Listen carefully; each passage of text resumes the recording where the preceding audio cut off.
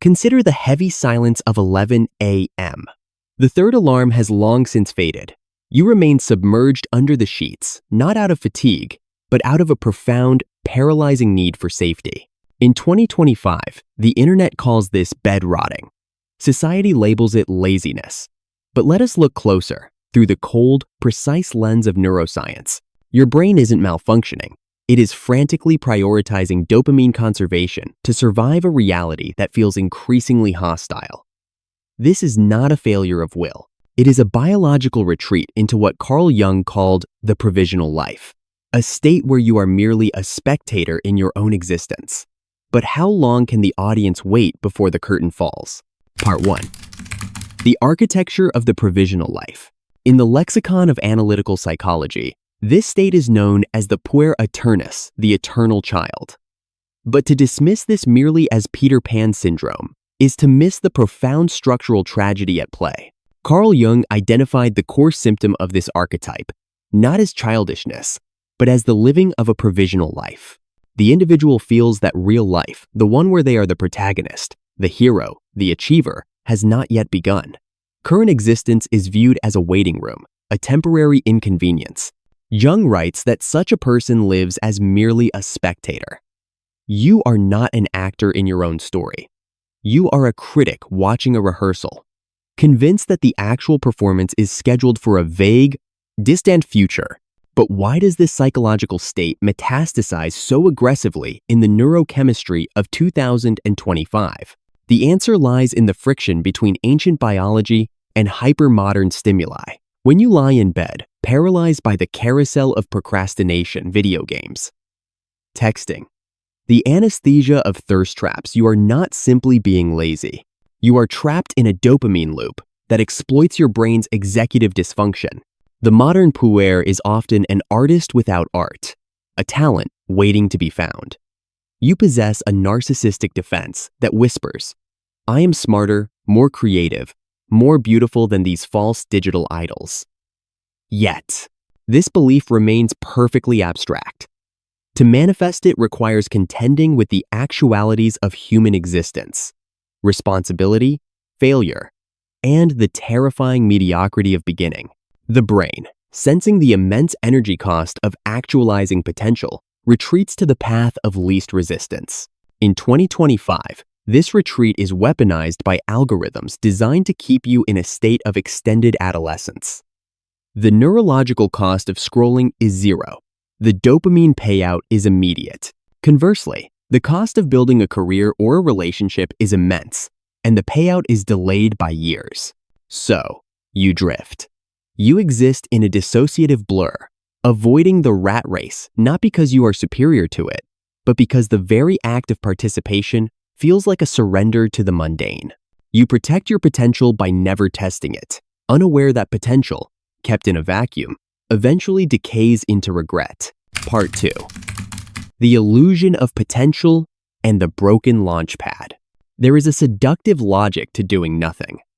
As the script of the Puer Aeternus whispers, it is better to die with potential than risk finding what that potential truly is. To choose one path to become a coder, a writer, a husband is to murder 1,000 other hypothetical selves. This is the paralysis of Sylvia Plath's fig tree. She saw her life branching out before her.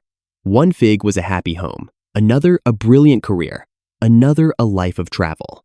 But she sat in the crotch of the tree, starving, because choosing one meant losing the rest. To pick one thing, form an affair. To pick one thing, Jung reminds us, means surrendering to contingency.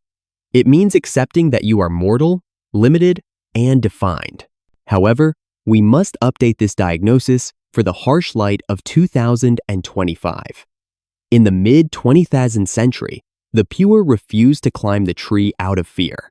Today, the Puer stares up at the tree and realizes the ladder has been pulled up. We are witnessing a phenomenon sociologists now call the broken launchpad. The provisional life is no longer just a psychological defense mechanism. It has become a rational economic response. Consider the housing market, the traditional anchor of real life.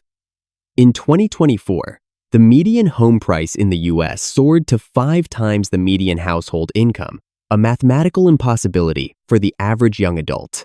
When over 57% of 1-8 to 2-4-year-olds are still living with their parents, the bedroom of one's childhood ceases to be a sanctuary and becomes a cell of extended adolescence. But the true crisis lies in the marketplace of labor. The poor dreams of a white-collar destiny, clean, intellectual, high status. Yet, we are in the midst of a white-collar recession. The entry-level job, the humble beginning where one learns to tolerate boredom and build competence, is being systematically erased. Artificial intelligence now handles the boilerplate code, the copywriting, the data entry. The hollowed-out career ladder means you cannot start at the bottom because the bottom no longer exists. This validates the Puer's deepest cynicism. Why commit to a career path that might be obsolete in 5 years?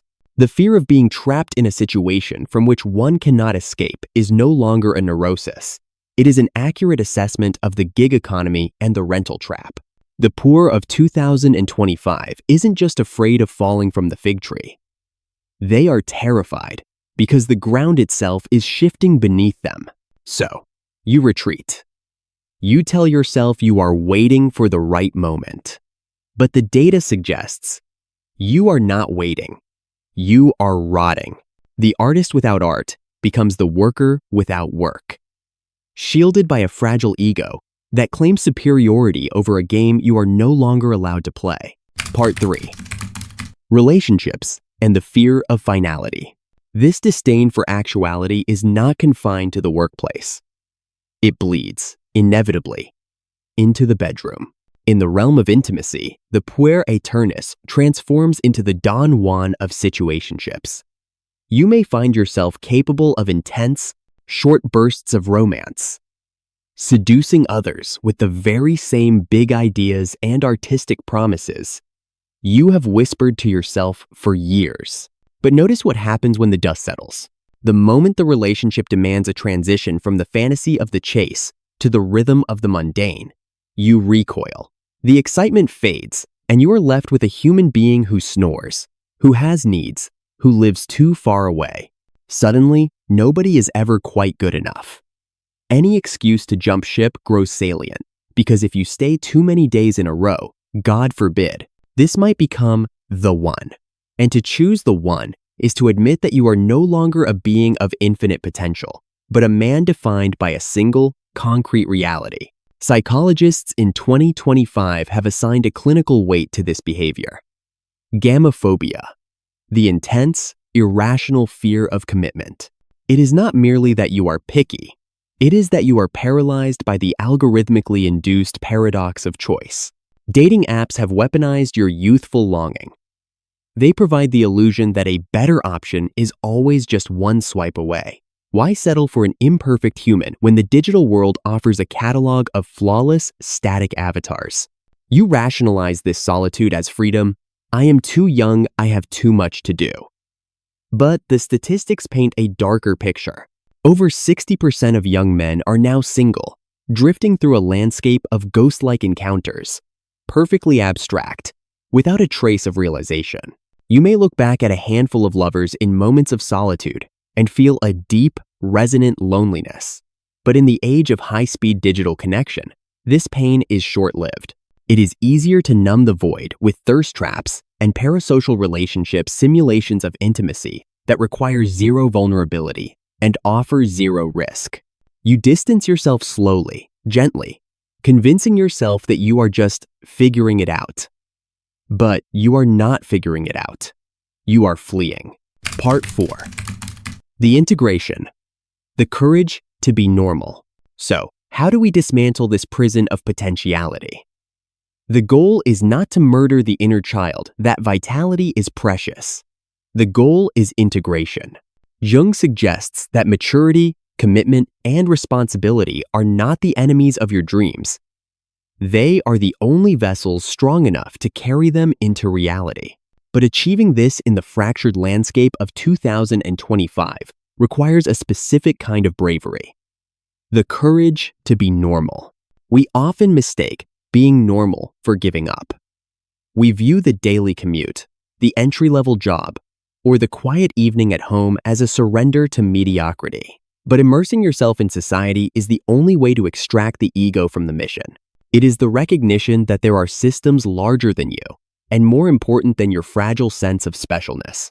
This requires a total rejection of the nouveau nihilism that permeates your social feed, the doomerism that says the world is burning, so why bother? Instead, you must adopt the philosophy of hope punk, the radical, rebellious decision to care, to build, and to try.